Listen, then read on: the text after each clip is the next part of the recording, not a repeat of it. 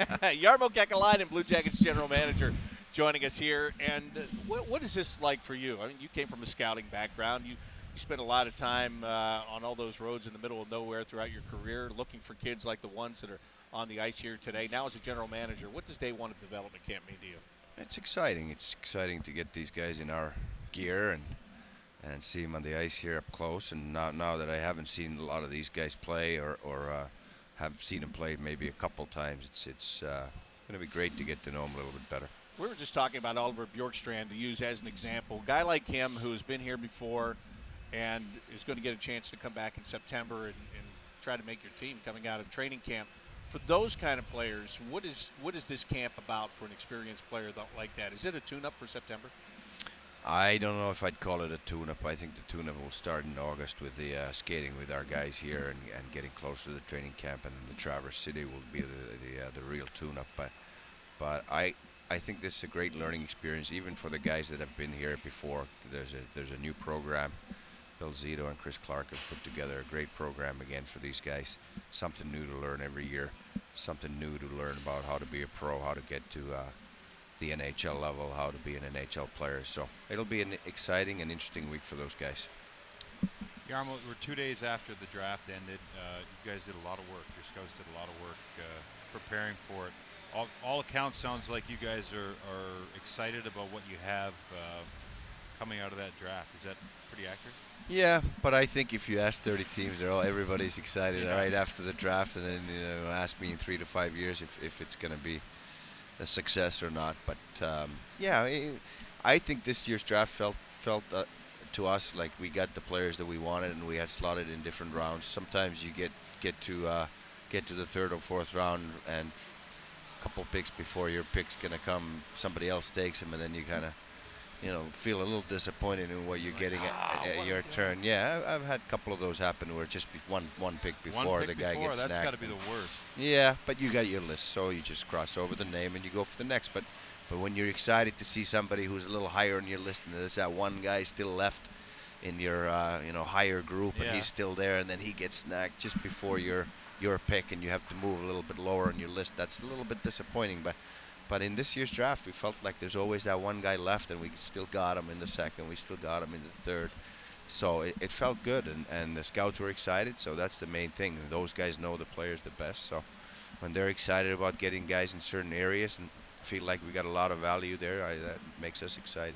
Yeah, there was a couple times we watched you on the draft floor. It was Doug Wilson. The San Jose Sharks were right around the Blue Jackets. It was either right after your pick or just before, I think, and we could see you get up, and I guess maybe that had a little bit to do with that situation. Well, I don't know, but is that kind of what happens? Is like, I want to make sure that we're going in the right direction. You're not going to take our guy. Those discussions happen? No, it was more like after our 8th pick, I was trying to get another first-round pick and see if we could use some of those three second-round picks to move and get another first-round pick. If we could have gotten 8th and 10th, we could have really gotten a couple of players that were very high on our list, and it was so loud in there that when you were on the phone, it seemed like you couldn't hear what the other person was saying. Oh, so you can call the tables. Yeah, you can call the table. So Doug Wilson's right next to me, so might as well get up and just talk to him right there rather than trying to hear him on the phone. I did like a hawk. I did the same thing with Ray Shero there before. Yeah, what was going on with Ray Shero? You were there a couple of times with him. We thought maybe he had a reservation. I got a long history with Ray Shero, so we discussed a little strategy. He was gonna. He had the 6th pick, and then we had the 8th pick, and so that remains between us. Taking care of each other. Yeah. Making sure. Good. What about this Bittner kid? Because he was ranked high with Central Scouting, and you guys picked him up at 38. He looks like a big kid. Looks like he's got some good hands. Yeah, well, that was a guy, perfect example of the value that we thought we got. We got high value at 38. We had him in our Priority 1 group, which only had 21 players in it, and so when we call it the Priority 1, it means that we would view him as a valuable first-round pick if we had, let's say, a pick in the 20s or something, and we still got him in the 2nd round, so we feel that we got very good value there. Yeah, and I'm sure it helps that he played with Bjorkstrand too, so the scouts saw him a lot, and hey, who knows? If it works out for him, maybe those two could be line mates someday again. Yeah, who knows? That's how I got to see him a few times. I went to see Oliver this year just to make sure that that I saw him, and he had a great year this year, obviously, and I saw him just I think three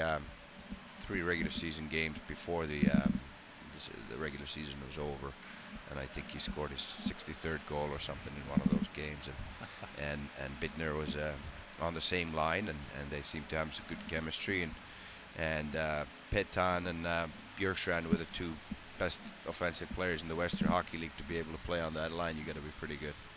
I wanted to ask you about this Keegan Colasar, who you took with a third-round pick the other day. All the reports on him are he's got good hands, he can skate, but he's also got a bit of an edge, which I know Jody likes a lot. Yeah, he's a big dude.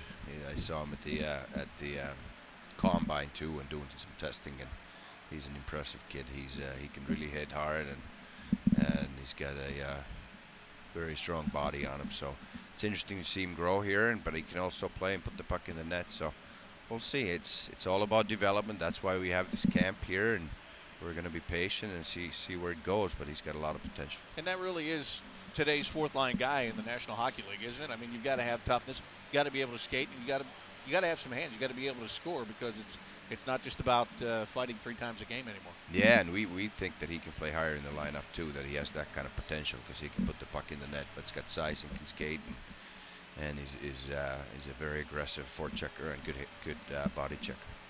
How about the Sherwood kids, local kids that are here at camp? I know there was talk of you trying to get up and get them in the draft. They didn't get selected. You get to bring them to camp, but they're not your property. Is that just kind of just to keep an eye on them, or just to let them know that you're interested, or how does something like that work? Well, we're always keeping an eye on the local talent. Obviously, that's important for us too. And now that they went through the draft, this was a great way to get to know them a little bit better in this development camp. They sound excited. We're excited about it, and what I saw there in the first group, they were handling it very well there, and we'll see the other brother in the next one. You got a couple Finns in this draft. We just had Paul Castron on, and he was talking about next year's draft, possibly 3 Finns available in the first 5 picks. And I said, well, Jarmo was probably pretty excited about that. Yeah, I'm hoping with the way that I saw those guys play this year as an underage players, that we have no chance of getting him. That means that we're way higher. Well, you got to make a big trade, and we make the playoffs to get up there. No, but they're top prospects with the way it looks like, especially the big forward there. So hopefully we had no chance of getting him.